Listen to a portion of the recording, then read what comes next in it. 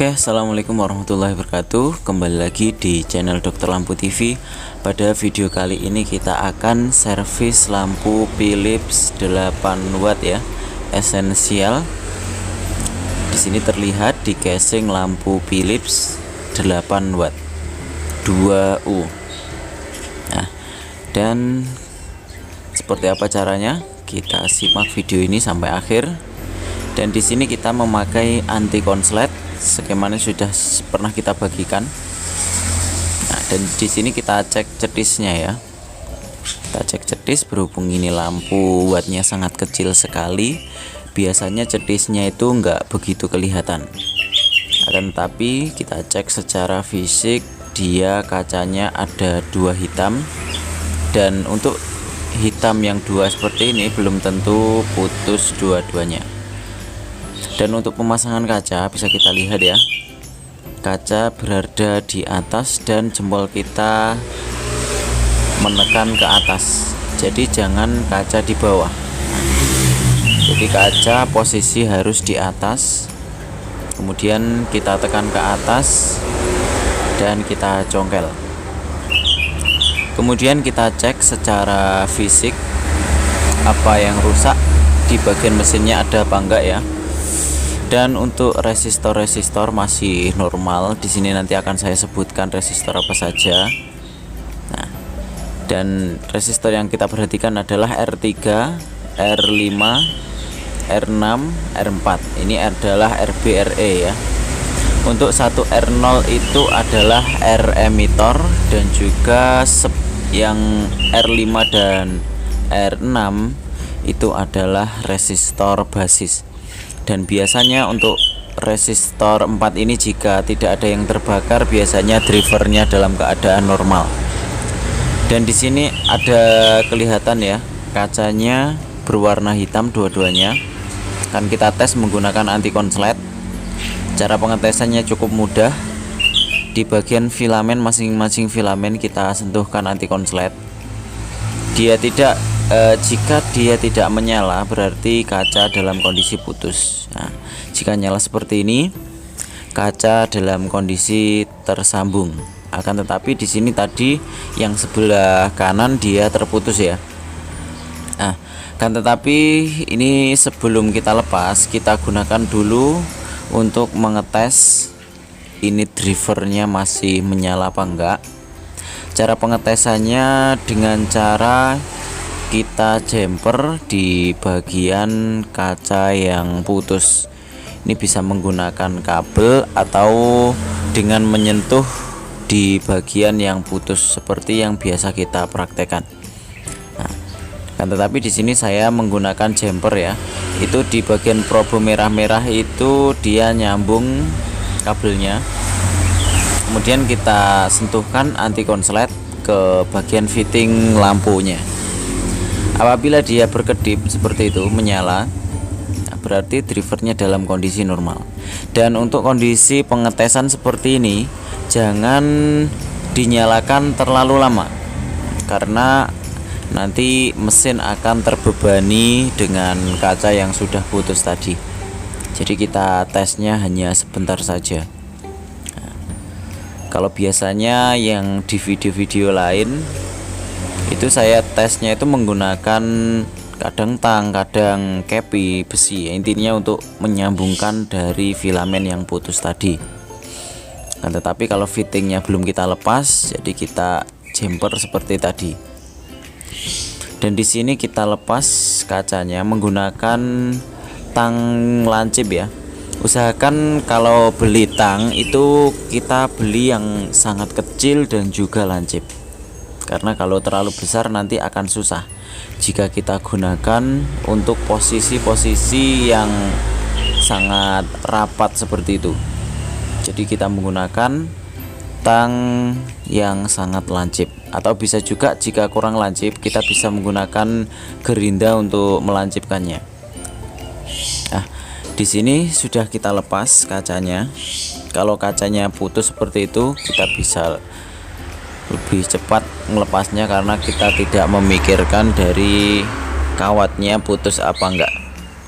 Setelah kita lepas, ini kita copot kacanya.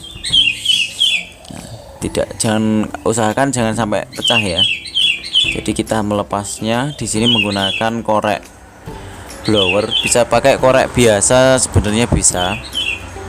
Tapi di sini saya pakai korek blower karena ini isinya lebih banyak dan biasanya saya gunakan untuk menyolder besi ataupun barang-barang lainnya. Jadi di sini kita panaskan. Setelah panas, dia meresap panasnya ke kaca ya. Kemudian kita lepas kaca dengan menggerakkan kaca ke kanan dan juga ke kiri. Nah, seperti itu. Setelah terlepas, ini kita siapkan cutter ini untuk melebarkan dari lubangnya. Kita ukur lubangnya seberapa, dan jika masih keadaan panas biasanya dia mudah kita bentuk casingnya. Akan tetapi jika kondisi dia sudah agak dingin, casingnya biasanya akan keras ya ketika kita kerok seperti itu. Dan jika dia sudah keras lagi, bisa kita gunakan blowernya lagi, koreknya kita gunakan untuk memanaskannya lagi. Nah, berhubung di sini masih panas, dia masih empuk ya ketika kita bentuk. Nah, dan di sini kita harus bentuknya benar-benar presisi, atau jika kita nanti beri kertas, jadi kita agak lebarkan sampai dia benar-benar longgar. Karena kalau kita kasih kertas, dia nanti ada kertas yang masuk ke dalam celah casing dan juga kacanya. Nah, jadi di sini kita siapkan kertas, usahakan kertas warna putih ya di bagian permukaan luarnya. Karena kalau warna putih ini nanti kelihatan rapi dan juga dia memantulkan dari cahaya kaca lampunya, sehingga kelihatan dia lebih terang nanti ya. Dan di sini kita menggunakan lem Korea.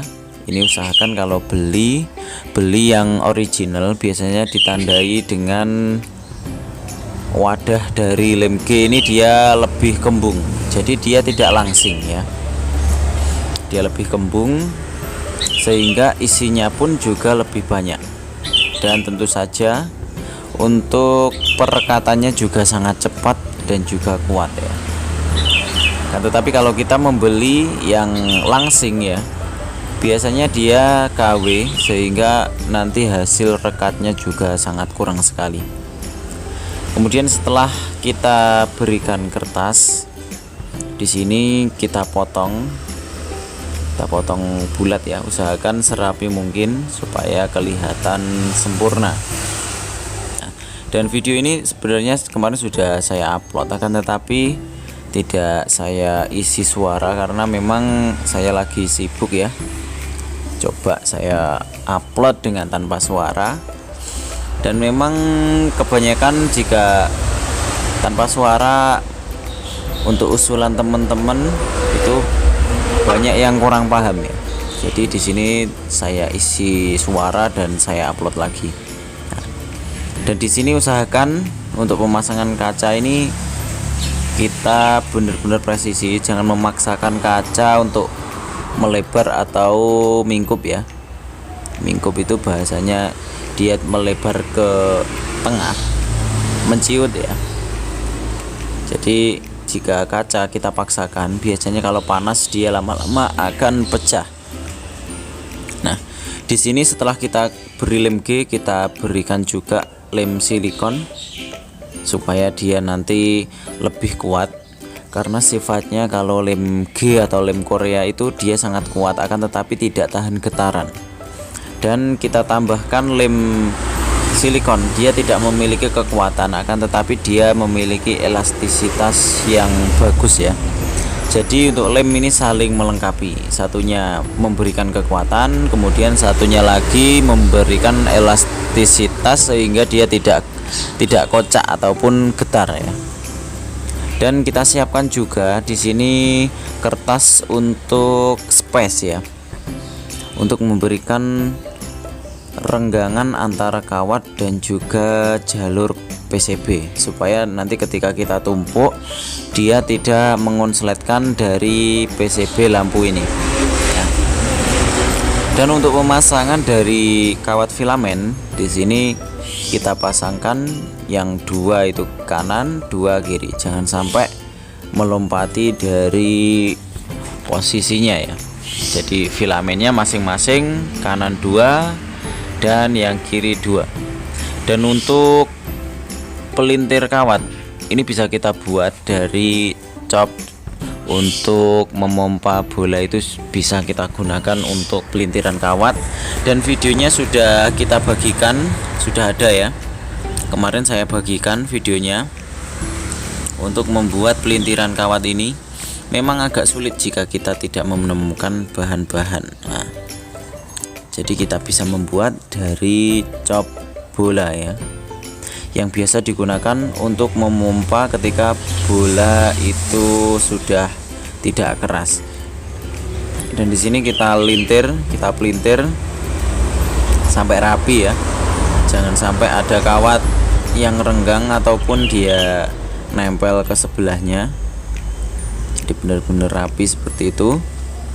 Sangat sempurna sekali. Meskipun ini kita servis lampunya, akan tetapi kita harus memperhatikan juga kerapian dan juga kekuatan dari pelintiran tadi, karena kalau dia agak longgar nanti dia akan lepas juga, sehingga menghasilkan ketika lampunya nyala biasanya lampunya juga ada percikan di bagian kawatnya itu, sehingga nanti kurang awet. Nah, dan di sini sudah kita pasang kacanya, tinggal kita tes saja untuk hasil nyalanya seperti apa. Nah, dan di sini sudah sangat terang ya, sudah sangat terang dan mantap sekali. Dan untuk biaya servis seperti ini nanti akan kita share juga biayanya berapa. Dan biaya servis penggantian kaca seperti ini saya biasanya menarik kisaran 10.000 ya, karena di daerah saya memang seperti itu harganya. Dan ini untuk kacanya sudah kualitas triben yang terbaik ya. Ya mungkin terima kasih telah menonton video ini, dan kita jumpa lagi di video-video lainnya. Assalamualaikum warahmatullahi wabarakatuh.